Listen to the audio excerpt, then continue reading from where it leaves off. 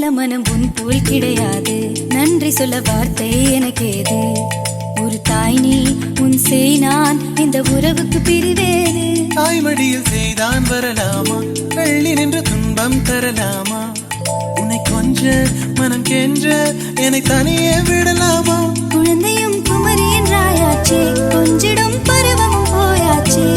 மனம் போலே மகள் வாழ நீ வாழ்த்தும் தாயாச்சே.